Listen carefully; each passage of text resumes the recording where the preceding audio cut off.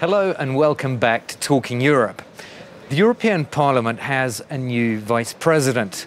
Marc Angel, an MEP from Luxembourg, takes over from the disgraced Eva Kaili, who was stripped of her role in December over allegations of accepting bribes from Qatar. The election of Marc Angel underscores this institution's desire to move on. But the corruption scandal seems far from over as a process to lift the immunity of two MEPs gets underway. To discuss which long-term anti-corruption reforms are needed here, I'm joined by Laura Wolters, a Dutch MEP from the Socialists and Democrats. She's Vice President of the European Parliament's Committee on Legal Affairs. Welcome to you. Thank you. Also joining me is Danuta Hübner, a Polish MEP from the European People's Party. She's Vice President of the Anti-Corruption Intergroup, and she's also a member of the Constitutional Affairs Committee here in the Parliament. Welcome to you too.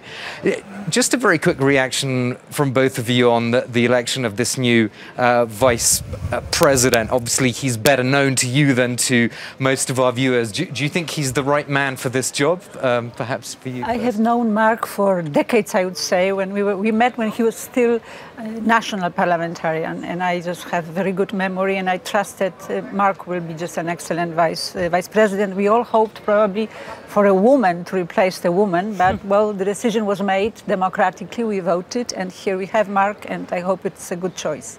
How well do you know him well? I do. Marc is a trusted colleague of mine. I think he is the right man for the job. I also find it very important that we're very clear as a parliament now that we say that the vice president that's been elected needs to have the mandate to truly look into anti-corruption measures and be able to take the steps that we need to take now on further transparency. Your parliamentary group has come up with a 15-point plan, I believe, to address these problems. And why has it done this? Because the President of the European Parliament has her own plan already of 14 points. And so how many points is that in total? I mean, it's a lot anyway, but you're going beyond what Roberta Metsola herself has put forward, is that right? That's right, and I suppose that speaks to the importance that we put on the inquiry that's going on now and on the future. And I think that speaks to our group's seriousness in wanting to address this now and wanting to make sure that this never happens again. And in those plans that we have made, we talk about strengthening lobbying rules, we talk about things like cooling off periods for MEPs, trying to avoid revolving doors. We talk about an ethics body that needs to be in place so that these rules can be enforced. There's lots of things that need to be done now. Cooling off, just to explain for our viewers, is the time before an ex-MEP can take on another role. Danuta Hübner, just a question about this one of the proposals that Roberta Metsola has come forward with, which is this mandatory transparency register, because you were a rapporteur on the transparency register. Do you think that all meetings should be automatically declared? You know, I was not only rapporteur in Constitutional Affairs Committee for the Transparency Register. First, we had to negotiate it, and it was the Parliament who started the whole thing already in 1995. Then we had the European Commission join the European Parliament. I was at that time commissioner who was working also on those issues. And now we have, for the first time since the end of 21, we have 3 European institutions with the same policy on transparency. And transparency register is a register of, we call them groups of representative groups that are actually lobbyists, known in Europe, I think, in general as lobbyists. These are the institutions, representatives, individuals, non-governmental organizations, not only businesses, who are on the list in our secretariat of the Transparency Register. There are more than 12,000 people there, or institutions, and we are having a total transparency, aiming at total transparency of the lobby system. So all meetings should be declared? So there is a conditionality. Actually, it's mandatory. You cannot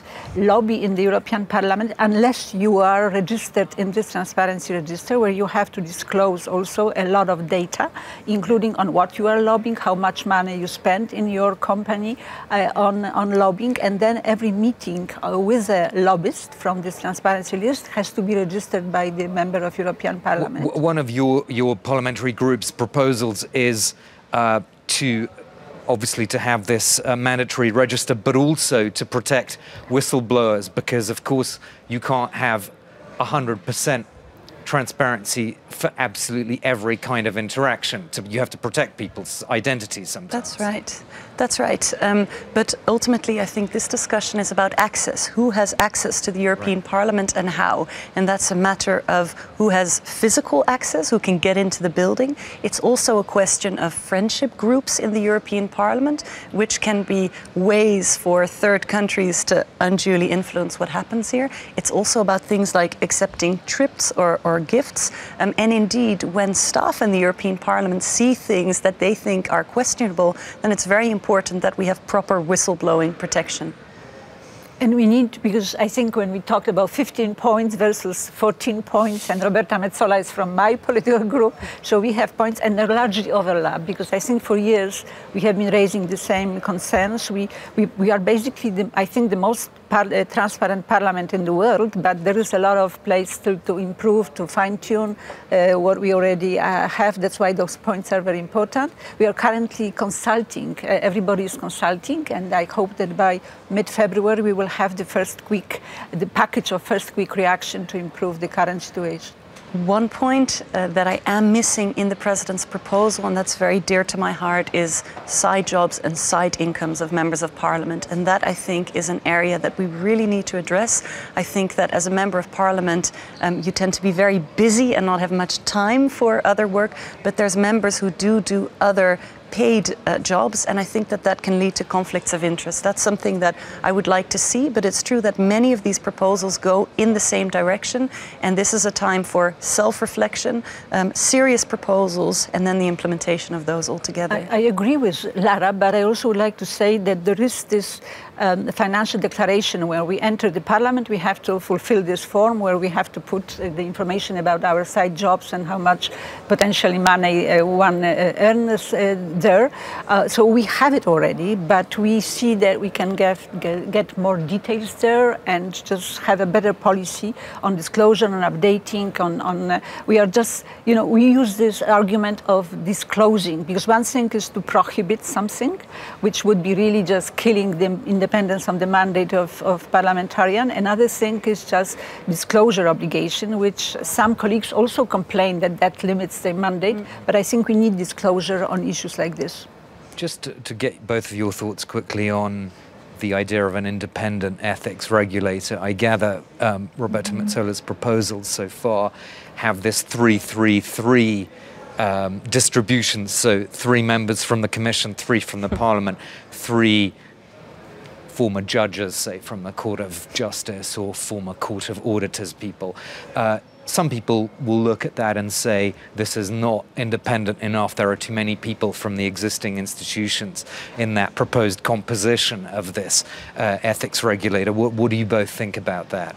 I think it is really important that there's independent members of that body who give advice, who can guide, but also who can sanction members who break the rules. And I think you can say that we can have a thorough discussion within Parliament on what new rules should be. I think we together have to make strict rules now, but to enforce those rules and to give expertise on those rules, I think you need an outside body, because self-regulation has proven not to work, and especially in Brussels, where media attention is often a little bit less than in national parliaments. And I think that that lack sometimes of coverage can also lead to grey areas that we need to get rid of. Do you think it's independent enough, this proposed? Independence depends not only on the system, on the structure, on the framework, but also on the approach, on people, on who is there. We see it also on willingness of the institution to be prepared to provide the information to the body. So I guess we have already the position of the European Parliament. We voted, I think, more than a year ago. So we are waiting also for others, especially for the Commission. We don't have the right of initiative when it comes to legislation. So we are depending on the Commission to come with the proposal, and then we will negotiate among the 3 institutions. We will see whether we can have a fully independent body. You obviously represent constituents in your home countries. What are you hearing from them about this scandal? Do they have a perception that it's somehow all of the European Parliament that's, doing corrupt things, and how much damage do you think this has actually done in view of the European elections in 2024? I think it's done a lot of damage. I think many people are rightly very disappointed. I think they're angry, and I think some of them are somewhat amused because this is so blatant. We're really talking about suitcases full of cash here. It would almost be funny if it wasn't the reality of what's happened. But constituents, I think, are very disappointed and angry, and rightly so. And what they expect now is serious proposals to make sure this doesn't happen. And what we need to make sure is that we don't only talk now about our lists of what needs to change, but that before the end of this mandate and when the new elections arrive, that we've really changed something here. Have you noticed people saying to you in your home constituency that this is a huge problem? Or? I can't imagine that in Europe there would be anybody who, knowing about it, would not react very strongly. That also shows how important Europe is for people, that they would expect, because there is corruption. I mean, one should say that there is no place for corruption anywhere, in any institution. But to see it in the European Parliament, for people it's quite a shock, even though at home probably there are cases that they are, even locally, that they are familiar with. So I'm just worrying. It's a sad event, but I also think that it's good because it showed that Europe matters for people, and that people want Europe to function well, and just with the honesty, with loyalty also to their voters, and without cases like this. Okay, we'll have to end it there. Thank you so much to both of you. Thanks to my guests, Danuta Hübner and Laura Wolters. And that's all for this edition of Talking Europe. Thank you so much for joining us here at the European Parliament in Strasbourg.